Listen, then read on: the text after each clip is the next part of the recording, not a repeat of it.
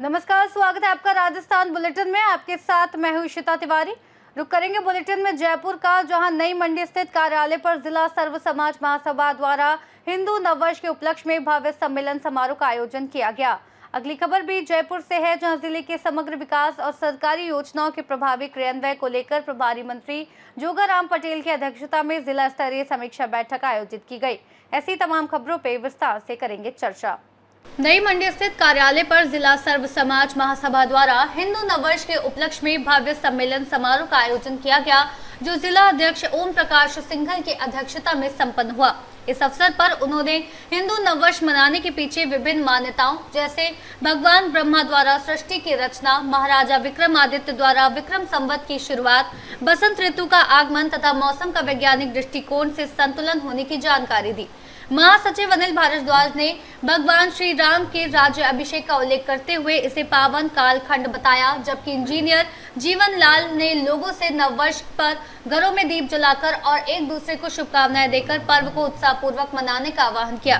कार्यक्रम में संगठन मंत्री गौरव पराशर, महिला जिला अध्यक्ष श्वेता यादव, महामंत्री मीनाक्षी खत्री, उपाध्यक्ष सरोज शर्मा सहित अनेक गणमान्य सदस्य उपस्थित रहे। अब साल 2 साल से पहले, 3 साल से पहले कुछ लोगों को, अपन वरिष्ठ लोगों को छोड़ दे तो अपन लोगों को ये नहीं पता होता था कि हमारा नववर्ष है कौन सा है। 1 जनवरी को मानते हैं, ठीक है, वो संसार का नियम है, संसार के हिसाब से हमें चलना पड़ता है और आज भी चलना पड़ेगा, आगे भी चलना पड़ेगा उसके हिसाब से। नववर्ष हमारा हिंदू के हिसाब से ये जो तिथि है आज की प्रतिपदा शुक्ल की, ये मानी जाती है। ये तिथि एक नहीं रहती, इसलिए भी थोड़ा सा संशय वो रहता है लोगों में, क्योंकि तिथि चेंज हो जाती है हिंदू कैलेंडर के हिसाब से, 10-20 दिन आगे पीछे हो जाती है। इसका जो विशेष कारण है रहने का, इस समय जो हम नववर्ष मनाते हैं, उसके कई कारण अलग अलग विद्वान अलग अलग तरीके से बताते हैं। उसको बताते हैं कि ब्रह्मा ने आज के दिन ही सृष्टि की संरचना की थी, इसलिए इसको हिंदू नववर्ष अपन मानते हैं। कुछ बताते हैं जो राजा विक्रमादित्य था, उसने जब अपने कैलेंडर की तिथि तैयार की, नया संवत्सर तैयार किया, तो वो आज के दिन से तैयार किया था। कुछ विद्वान कहते हैं कि नई फसल और नए पत्ते अब आने लग जाते हैं, पुरानी फसलें कट जाती हैं, पुरानी चीजें चली जाती हैं, उनके बाद नए पत्ते पेड़ों पे आने लग जाते हैं, नई ऋतु आने लग जाती है, नया बसंत आने लग जाता है, इसलिए इसको हिंदू नववर्ष मानते हैं। कुछ विज्ञान की दृष्टि से कुछ लोग अलग कहते हैं, इसको इसलिए मानते हैं। तो सबके अलग अलग तथ्य हैं, लेकिन हिंदू नववर्ष अपना जो है वो मेन नववर्ष यही होता है। अब धीरे धीरे जागृति आ रही है और हिंदू नववर्ष मना रहे हैं।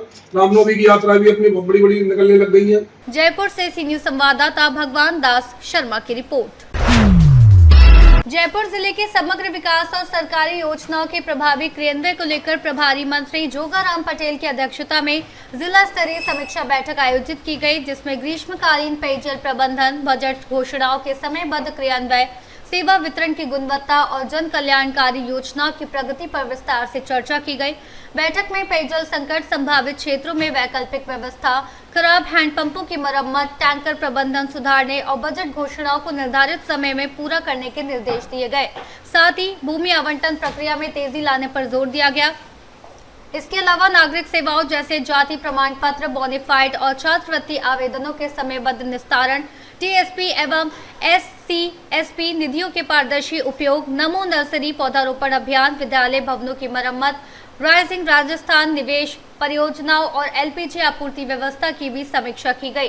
जबकि जिला प्रशासन द्वारा चलाए जा रहे नवाचार कार्यक्रमों की सराहना भी की गई और अधिकारियों को जनहित में पारदर्शिता व जवाबदेही के साथ कार्य करने के निर्देश दिए गए। जयपुर से सी न्यूज संवाददाता भगवान दास शर्मा की रिपोर्ट।